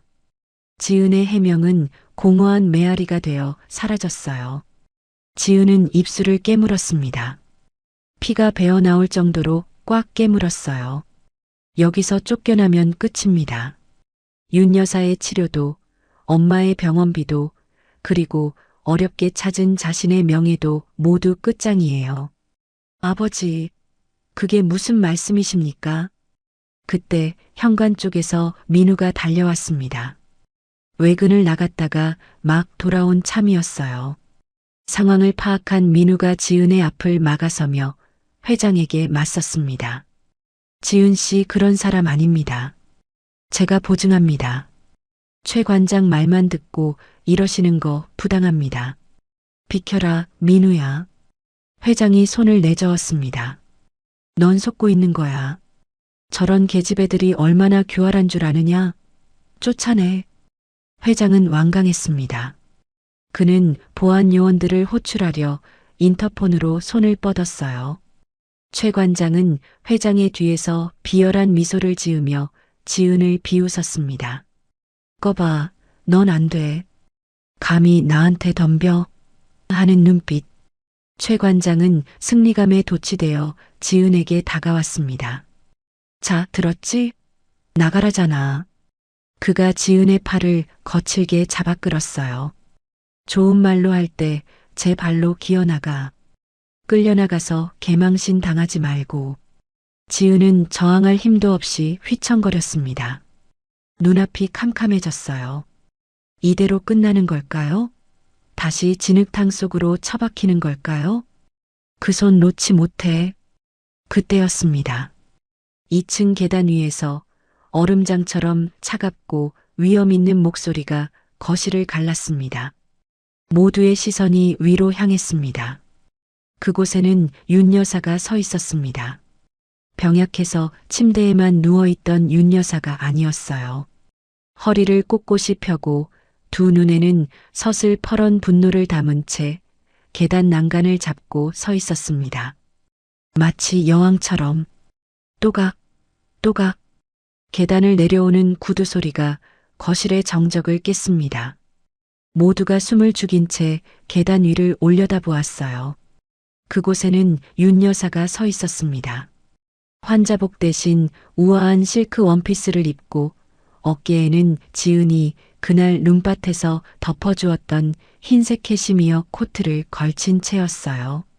그 모습은 병약한 환자가 아니라 태상그룹을 지키는 안주인의 위엄 그 자체였습니다. 사사모님? 최 관장이 당황하여 뒷걸음질 쳤습니다. 윤 여사가 걸을 수 있다는 사실, 그리고 저렇게 건강한 모습으로 나타날 줄은 꿈에도 몰랐던 거예요. 그의 눈동자가 불안하게 흔들렸습니다. 윤 여사는 최 관장을 싸늘하게 한번 쳐다보고는 곧바로 지은에게 다가갔습니다. 그리고 지은의 떨리는 어깨를 자신의 팔로 감싸 안았어요. 마치 어미 닭이 병아리를 보호하듯 지은을 자신의 등 뒤로 숨겨주었습니다. 여보, 이게 무슨 소란이에요? 아니, 당신 일어날 수 있었어? 회장도 놀란 입을 다물지 못했습니다. 윤 여사는 남편에게 눈길 한 번 주지 않고 최 관장을 노려보았습니다. 최 관장, 목소리가 차가웠습니다. 자네 눈엔 이 아이가 도둑으로 보이나? 학력 위조범으로 보여? 아니 그게 아니라 사모님 저는 회장님 댁을 위해서. 최 관장이 비굴하게 웃으며 변명을 늘어놓으려 했습니다. 닥치게. 윤 여사의 낮은 목소리가 최 관장의 입을 막았어요. 내 눈엔 이 아이가 우리 미술관을 살릴 유일한 인재로 보이는데 말이야. 자니가 내쫓았다는 그 유능한 도슨트가 바로 이 아이였군. 윤 여사의 눈빛이 번뜩였습니다. 그녀는 거실 한가운데 놓인 거대한 그림을 턱짓으로 가리켰어요. 최 관장이 회장에게 팔아넘기려 했던 수십억 원대 명화였습니다. 지은아. 윤 여사가 부드러운 목소리로 지은을 불렀습니다. 네, 사모님. 내 눈엔 이 그림이 어때 보이니? 윤 여사가 지은의 손을 꽉 잡았어요. 전문가로서 내 솔직한 의견을 말해봐라. 내가 너를 믿듯이 너도 내 눈을 믿고 말해. 지은은 윤 여사의 따뜻한 손길에 용기를 얻었습니다. 그녀는 깊게 심호흡을 하고 떨리는 손을 진정시켰어요. 그리고 천천히 그림 앞으로 다가갔습니다. 최 관장이 네가 뭘 안다고 라며 소리치려 했지만 민우가 앞을 가로막았어요. 지은은 그림 앞에 섰습니다. 루페도 전문 장비도 없었습니다. 하지만 그녀에게는 지난 5년간 수만 점의 그림을 보며 다져진 눈이 있었어요. 지은은 그림의 캔버스 천, 물감의 갈라짐, 붓 터치의 방향을 꼼꼼하게 훑었습니다. 1분, 2분, 거실에는 숨막히는 침묵만이 흘렀습니다. 이윽고 지은이 고개를 들었습니다. 그녀의 눈빛은 확신에 차 있었어요. 이건 위작입니다. 뭐라? 위작? 회장이 깜짝 놀라 되물었습니다. 최 관장의 얼굴이 사색이 되었어요. 이 미친, 어디서 감히 거짓말을 해? 최 관장이 길길이 날뛰었습니다. 이게 얼마짜린 줄 알아? 프랑스 경매장에서 직접 공수해온 진품이야. 감정서도 있다고. 하지만 지은은 흔들리지 않았어요. 그녀는 그림의 오른쪽 하단을 가리키며 차분하게 설명했습니다. 관장님, 이 작가는 19세기 중반 활동했습니다. 지은의 목소리가 또렷했습니다. 당시에는 코발트 블루 안료가 개발되기 전이라 천연 울트라마린을 사용했죠. 하지만 이 그림의 푸른색은 화학 안료인 코발트 블루입니다. 지은이 그림을 가리켰어요. 19세기 그림에 20세기의 색이 칠해져 있는 겁니다. 지은의 설명은 계속되었습니다. 그리고 결정적으로 붓 터치입니다. 이 작가는 왼손잡이였습니다. 모든 붓 터치가 왼쪽 상단에서 오른쪽 하단으로 흐르죠. 지은의 손가락이 캔버스를 따라 움직였어요. 하지만 이 그림은 오른쪽에서 왼쪽으로 칠해져 있습니다. 오른손잡이가 흉내낸 그림이라는 명백한 증거입니다. 지은의 논리정연한 설명에 최 관장은 말문이 막혔습니다. 식은땀이 비 오듯 쏟아졌어요. 이 무식한 게 네가 안료에 대해 뭘 알아? 최 관장이 품에서 서류를 꺼내 흔들어댔습니다. 감정서, 여기 감정서 있잖아. 전문가들이 보증한 거라고. 종이 쪼가리 하나로 진실을 덮으려는 발악이었어요. 그 감정서 위조된 거잖습니까? 그때 침묵을 지키던 민우가 나섰습니다. 민우는 들고 있던 태블릿 PC를 회장에게 보여주었습니다. 저희 법무팀에서 프랑스 경매장에 직접 확인했습니다. 민우의 목소리가 차가웠어요. 해당 경매장에는 이 그림이 출품된 기록조차 없습니다. 최 관장이 브로커를 통해 위조한 가짜 서류입니다. 뭐야? 회장이 감정서를 빼서 바닥에 내동댕이 쳤습니다. 최 관장, 자네 감히 짝퉁을 들고 와서 나를 능멸해? 내 돈을 뜯어내려고 사기를 쳐? 회장의 분노가 폭발했습니다. 믿었던 측근에게 배신당한 충격, 그리고 가짜 그림에 속아 넘어갈 뻔했다는 수치심이 그를 격분하게 만들었어요. 최 관장은 그 자리에 털썩 주저앉았습니다. 모든 것이 끝났습니다. 회 회장님, 그게 아니라 저는 그저 변명 따위 듣고 싶지 않아. 윤 여사가 쐐기를 박았습니다. 그녀는 지은의 어깨를 감싸며 최 관장을 내려다봤어요. 가짜 그림으로 내 남편을 속이고 내 생명을 구해준 은인을 도둑 취급해? 윤 여사의 목소리가 떨렸습니다. 분노 때문이었어요. 네가 그러고도 인간이니? 네가 미술관 관장 자격이 있어? 윤 여사의 호통이 거실을 쩌렁쩌렁 울렸습니다. 그동안 병상에 누워있느라 참아왔던 울분이 한꺼번에 터져나왔어요. 여봐라. 당장 경찰 불러. 이 사기꾼 놈, 내 집에서 당장 끌어내. 회장이 고래고래 소리쳤습니다. 대기하고 있던 보안 요원들이 들이닥쳐 최 관장의 양팔을 꺾어 잡았어요. 회장님, 억울합니다. 한 번만 봐주십시오. 최 관장이 발버둥 쳤습니다. 제가 회장님을 위해 얼마나 충성했는데. 으악. 최 관장은 짐승처럼 울부짖으며 보안 요원들에게 질질 끌려나갔습니다. 바닥에 그의 구두 굽자국이 흉하게 남았습니다. 일주일 전 지은을 짐짝처럼 내동댕이 쳤던 그가 똑같은 꼴로 쫓겨나는 순간이었어요. 인과응보, 사필규정. 최 관장이 사라지자 거실에는 다시 정적이 흘렀습니다. 긴장이 풀린 지은은 다리에 힘이 풀려 휘청거렸어요. 지은아. 윤 여사가 재빨리 지은을 받아 안았습니다. 지은은 윤 여사의 품에 안겨 주저앉았어요. 감사합니다. 지은의 목소리가 떨렸습니다. 믿어주셔서 정말 감사합니다. 지은은 참았던 눈물을 터뜨렸습니다. 억울함이 씻겨 내려가는 뜨거운 눈물이었어요. 윤 여사는 지은의 등을 토닥이며 함께 울었습니다. 아니야, 내가 고맙다. 네가 아니었으면 우리 모두 속을 뻔했어. 네가 우리 집안을 구했다. 민우도 다가와 지은의 어깨에 손을 얹었습니다. 그의 눈에도 물기가 어려 있었어요. 회장은 민망한 듯 헛기침을 하며 돌아섰지만 그의 어깨도 미세하게 떨리고 있었습니다. 자신의 어리석음을 뉘우치고 지은에게 미안함을 느끼고 있는 것이었죠.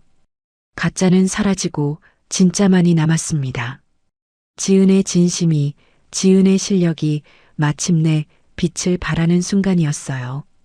최 관장의 비명이 사라진 뒤 거실에는 무거운 침묵이 내려앉았습니다. 폭풍이 휩쓸고 간 자리는 고요했어요. 하지만 그 고요함은 불안함이 아닌 진실이 밝혀진 뒤 찾아오는 평온함이었습니다. 회장은 뒷짐을 진 채 거실을 서성였습니다. 얼굴이 벌겋게 달아올라 있었어요. 수십 년을 경영 일선에서 뛰며 사람 보는 눈만큼은 자신 있다고 자부했는데 사기꾼에게 속아 은인을 내칠 뻔했다는 사실이 부끄러워 견딜 수 없었던 겁니다. 회장이 헛기침을 크게 한 번 하더니 윤 여사의 부축을 받고 있는 지은에게 다가왔습니다. 그의 시선이 지은의 맑은 눈동자와 마주쳤어요. 그 눈에는 원망이나 분노 대신 안도감만이 담겨 있었습니다. 내가 사람을 잘못 봤군. 회장의 목소리가 젖어 있었습니다. 천하의 강 회장이 고개를 숙인 겁니다. 미안하다. 내 집에 도둑이 든 게 아니라 귀인이 들어온 줄도 모르고. 회장이 눈을 피했어요. 늙은이가 노망이 났어. 아닙니다, 회장님. 오해가 풀려서 다행입니다. 지은은 정중하게 고개를 숙였습니다. 그녀의 겸손한 태도에 회장은 더욱 미안함을 느꼈어요. 그때 민우가 다시 한번 태블릿 PC를 내밀었습니다. 아버지, 이것도 보셔야 합니다. 화면에는 최 관장이 그동안 저지른 비리들이 적나라하게 담겨 있었습니다. 미술품 리베이트 장부, 대학원생 논문 표절 증거, 그리고 결정적으로 지은이 제출했던 기획안과 최 관장이 발표했던 기획안의 비교 자료까지. 누가 봐도 최 관장이 지은의 아이디어를 훔쳐 자신의 이름으로 발표했다는 것이 명백했어요. 이거 전부 지은 씨 아이디어였어? 회장은 기획안을 꼼꼼히 읽어보며 감탄했습니다. 관람객의 동선까지 고려한 배치, 조명의 각도, 해설의 톤 앤 매너. 회장이 고개를 끄덕였어요. 이건 단순히 그림을 아는 수준이 아니야. 관객의 마음을 읽는 기획이야. 최 관장 그놈 머리에서는 절대 나올 수 없는 수준이었군. 회장은 지은을 바라봤습니다. 이제 그의 눈에 지은은 그림쟁이나 꽃뱀이 아니었어요. 태산미술관을 이끌어갈 진짜 인재였습니다. 실력은 네가 진짜였구나. 회장이 결단을 내린 듯 단호하게 말했습니다. 가짜는 다 쳐냈다. 이제 진짜 주인이 필요해. 태산미술관, 네가 맡아라. 네, 제가요? 지은이 놀라 되물었습니다. 그래, 관장 대행이 아니라 정식 관장으로 임명하마. 네가 가진 그 안목과 진심으로 우리 미술관을 다시 세워봐라. 파격적인 제안이었습니다. 29세의 젊은 나이에 국내 최고 미술관의 관장이 된다는 것. 미술계 역사상 전무후무한 일이었어요. 지은은 심장이 터질 것 같았습니다. 5년 동안 계약직으로 서름받으며 꿈꿔왔던 자리. 하지만 그녀는 단순히 기뻐서 넙죽받지 않았습니다. 그녀에게는 잊지 말아야 할 사람들이 있었으니까요. 지은은 눈물을 닦고 당당하게 고개를 들었습니다. 감사합니다, 회장님. 부족하지만 최선을 다하겠습니다. 지은이 잠시 멈칫했어요. 하지만 조건이 하나 있습니다. 조건? 말해봐라. 저 혼자가 아니라 실력은 있지만 배경이 없어서 기회조차 얻지 못했던 제 동료들. 지은의 목소리가 단단해졌습니다. 그들과 함께하고 싶습니다. 그들을 정규직으로 복직시켜 주십시오. 그들이 있어야 미술관이 제대로 돌아갑니다. 자신의 성공보다 동료들을 먼저 챙기는 지은의 모습. 회장은 허허 웃으며 무릎을 쳤습니다. 하하, 역시 내 며느리 감답다. 그릇이 커. 좋아, 정권 위임하지. 내 마음대로 해봐. 화면이 전환됩니다. 일주일 후 태산미술관 로비. 인부들이 사다리를 타고 올라가 관장실 앞에 명패를 교체하고 있습니다. 관장 최5 명패가 떼어지고 반짝이는 새 명패가 걸렸어요. 관장 서지은.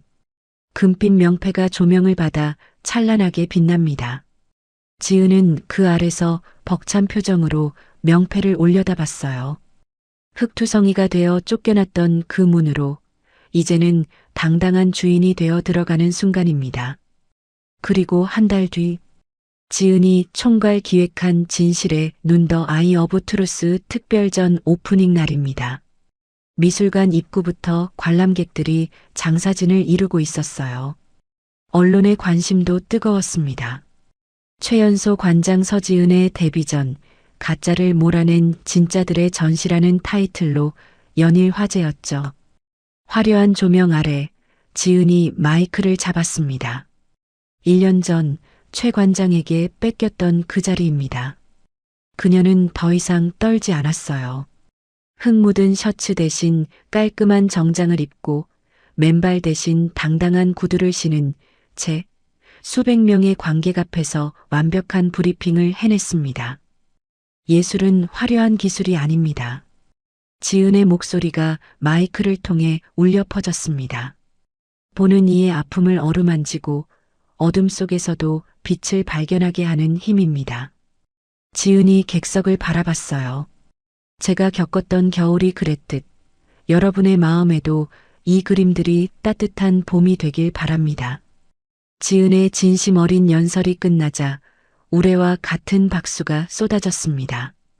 객석 맨 앞줄에 앉은 윤 여사는 손수건으로 눈물을 훔치며 힘껏 박수를 보냈고 회장 역시 흐뭇한 미소로 지은을 바라봤어요. 오프닝 파티장. 사람들에게 둘러싸여 축하 인사를 받느라 정신없는 지은에게 민우가 다가왔습니다. 그의 손에는 샴페인 2잔이 들려 있었어요. 관장님, 한잔하시죠. 민우가 장난스럽게 웃으며 잔을 건넸습니다. 놀리지 마세요, 본부장님. 축하해요. 진심으로. 민우의 눈빛이 따뜻했습니다. 당신이 있어야 할 곳은 편의점 창고가 아니라 바로 여기였어요. 고마워요, 민우 씨. 지은의 목소리가 떨렸습니다. 당신이 아니었으면 저 여기 못 왔어요. 당신이 나를 찾아줬잖아요. 아니요. 민우가 고개를 저었어요. 당신이 스스로 빛나서 찾을 수 있었던 겁니다. 저는 그저 거들었을 뿐이고요. 두 사람은 서로의 잔을 가볍게 부딪혔습니다. 쨍! 맑은 소리가 울려 퍼졌어요. 사랑합니다, 지은 씨. 저도요. 민우가 지은의 허리를 감싸 안고 지은은 수줍게 웃으며 민우에게 기댔습니다. 쏟아지는 박수 소리와 플래시 세례 속에서 두 사람은 서로를 바라보며 행복한 미소를 지었어요. 창밖에는 한방눈이 내리고 있었지만 미술관 안은 그 어느 때보다 따뜻했습니다. 이제 지은은 춥지 않습니다. 그녀 곁에는 사랑하는 사람과 지켜야 할 미술관, 그리고 따뜻한 가족이 있으니까요. 한방눈이 내리는 성북동의 밤. 1년 전 지은에게는 차갑고 높게만 느껴졌던 태상그룹 본가의 거대한 철문 위로 하얀 눈이 소복하게 쌓이고 있습니다. 하지만 저택의 창문마다 새어나오는 불빛은 그 어느 때보다 따스하고 환했어요. 오늘은 크리스마스입니다. 자, 다 익었다. 어머니, 이거 먼저 드세요. 국물이 아주 시원해요. 지은은 능숙한 솜씨로 밀푀유 나베의 배추와 고기를 건져 윤 여사의 접시에 놓아주었습니다. 보글보글 끓어오르는 전골 냄비의 수증기가 식탁 위를 훈훈하게 채웠어요. 그래, 고맙다. 너도 좀 먹어라. 하루 종일 전시회 준비하느라 힘들었을 텐데. 윤 여사가 지은을 챙기며 흐뭇하게 웃었습니다. 1년 전 앙상하게 마르고 공황장애 약 없이는 숨도 제대로 못 쉬던 그녀는 이제 혈색 좋은 얼굴로 식사를 즐기고 있었어요. 아버지, 고기 좀 더 드려요? 민우가 묻자 회장은 헛기침을 하며 빈 그릇을 내밀었습니다. 국물 좀 더 다오. 며느리가 끓여서 그런지 간이 딱 맞는구나. 무뚝뚝함 속에 애정이 묻어나는 말투. 1년 전 도둑년이라며 지은을 내쫓으려 했던 그 서슬 펄런 회장은 이제 온데간데 없었습니다. 지은은 며느리로서 그리고 이 집안의 활력소로서 완벽하게 스며들어 있었어요. 식사가 끝나고 따뜻한 수정과가 나왔습니다. 거실 벽난로에서는 장작이 타닥타닥 소리를 내며 타고 있었고 구석에 장식된 크리스마스 트리가 반짝였어요. 평화롭고 완벽한 저녁이었습니다. 그때 회장이 소파 옆에 두었던 커다란 쇼핑백을 툭 테이블 위로 올렸습니다. 지은아. 네, 아버님. 이거 가져가라. 회장은 쇼핑백을 지은 쪽으로 쓱 밀었습니다. 이게 뭐예요? 오다가 주웠다. 회장이 시선을 피했어요.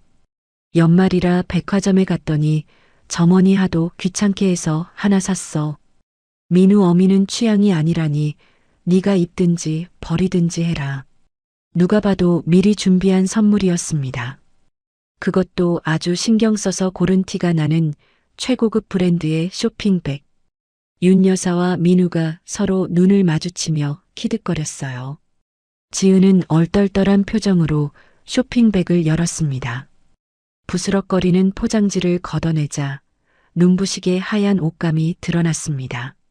아! 지은의 입에서 작은 탄성이 터져 나왔습니다. 그것은 코트였습니다. 순백색에 만지면 손이 미끄러질 정도로 부드러운 최상급 캐시미어 코트. 1년 전 지은이 어머니의 수술비를 쪼개 샀던 300만 원짜리 코트와는 비교도 안 될 만큼 고급스러운 옷이었어요. 지은은 떨리는 손으로 코트의 감촉을 느꼈습니다. 문득 1년 전 그날이 떠올랐어요. 차가운 진흙탕 바닥에 자신의 전부였던 코트를 깔았던 그 순간. 시커먼 흙탕물에 젖어 묵직하게 축 늘어졌던 그 옷의 감촉이 아직도 손끝에 남아있는 듯 했습니다. 그때 네가 버린 옷보다 이게 조금은 더 따뜻할 게다. 회장이 찻잔을 만지작거리며 툭 던지듯 말했습니다. 우리 며느리 이제 어디 가서 춥게 다니지 마라. 태산미술관 관장이 옷차림이 부실하면 내 체면이 깎여서 안 돼. 알겠냐? 회장식에 투박하지만 깊은 사랑 표현이었습니다. 그는 1년 전 지은이 겪었던 추위와 희생을 잊지 않고 있었던 거예요. 가장 좋은 것으로, 가장 따뜻한 것으로 보상해주고 싶었던 시아버지의 마음. 지은의 눈시울이 붉어졌습니다. 그녀는 자리에서 일어나 회장에게 깊이 고개를 숙였어요. 감사합니다. 아버님 정말 마음에 들어요. 소중하게 입겠습니다. 그래, 됐어. 입어봐라. 사이즈는 맞을 게다. 회장은 쑥스러운 듯 고개를 돌렸지만 입가에는 옅은 미소가 번져 있었습니다. 지은이 코트를 걸쳤습니다. 맞춘 듯 딱 맞았어요. 깃털처럼 가볍지만 온몸을 포근하게 감싸주는 온기. 마치 이 가족이 지은을 감싸주는 마음 같았습니다. 윤 여사가 다가와 지은의 옷매무새를 다듬어 주었습니다. 그리고 지은의 두 손을 꼭 잡았어요. 고맙다, 내 딸. 윤 여사의 눈에 물기가 차올랐습니다. 네가 우리 집에 봄을 가져왔어. 춥고 어둡던 내 인생에 네가 들어와서 꽃을 피워줬단다. 윤 여사가 지은의 손을 더 꽉 잡았어요. 이 코트보다 더 따뜻한 건 바로 내 마음이야. 어머님. 지은은 윤 여사의 품에 안겼습니다. 1년 전 눈 덮인 테라스에서 서로의 체온에 의지해 생명을 나눴던 두 여인. 이제는 때려야 뗄 수 없는 고부지간이자 서로의 영혼을 구원한 모녀가 되었습니다. 자자. 크리스마스인데 분위기 처지게 왜들 울어? 민우가 분위기를 바꾸려 밝게 제안했습니다. 지은 씨, 나가서 바람 좀 쐴까요? 눈도 오는데. 지은은 새 코트를 입고 민우와 함께 정원으로 나왔습니다. 한방눈이 펑펑 쏟아지고 있었어요. 세상이 온통 하얗게 변해 있었습니다. 하지만 1년 전 그날처럼 춥지 않았어요. 오히려 볼에 닿는 차가운 공기가 상쾌하게 느껴졌습니다. 뽀드득. 하얀 눈 위에 두 사람의 발자국이 나란히 찍혔습니다. 지은은 밤하늘을 올려다보았어요. 눈송이가 가로등 불빛을 바다보석처럼 반짝였습니다. 좋다. 지은이 혼잣말처럼 중얼거리자 민우가 뒤에서 지은을 와락 끌어안았습니다. 등 뒤로 전해지는 민우의 넓은 어깨와 따뜻한 체온. 지은은 민우의 팔에 자신의 손을 포개었어요. 지은 씨, 네, 행복해요? 민우가 귓가에 속삭였습니다. 지은은 잠시 눈을 감았어요. 편의점 창고에서 컵라면 박스를 나르던 시절, 병원비 때문에 밤새 울던 날들, 그리고 미술관에서 쫓겨나던 그 비참했던 순간들이 스쳐 지나갔습니다. 그리고 지금 사랑하는 남편, 자신을 딸처럼 아껴주는 시부모님, 그리고 자신의 능력을 펼칠 수 있는 미술관까지. 네, 정말로요. 꿈만 같아요. 꿈 아니에요. 민우가 지은을 돌려세웠습니다. 당신이 만들어낸 현실이에요. 당신의 그 착한 마음이, 포기하지 않았던 그 용기가 우리를 여기까지 데려온 거예요. 민우는 지은의 이마에 입을 맞췄습니다. 사랑해요. 평생 당신 추운 일 없게 할게요. 저도 사랑해요. 두 사람은 하얀 눈 속에서 서로를 바라보며 웃었습니다. 거실창 너머로 회장과 윤 여사가 두 사람을 보며 흐뭇하게 웃고 있는 모습이 보였어요. 가장 춥고 외로웠던 날, 저는 제 전 재산이나 다름없던 300만 원짜리 코트를 차가운 진흙탕 바닥에 깔았습니다. 지은의 목소리가 흐릅니다. 사람들은 미쳤다고 했습니다. 제 인생이 끝났다고 했습니다. 하지만 저는 후회하지 않았습니다. 그 옷을 버림으로써 저는 사람을 얻었으니까요. 지은이 밤하늘을 올려다봤어요. 차가운 계산이 지배하는 세상이라지만 여전히 계산기보다 뜨거운 것이 사람의 마음이라고 저는 믿습니다.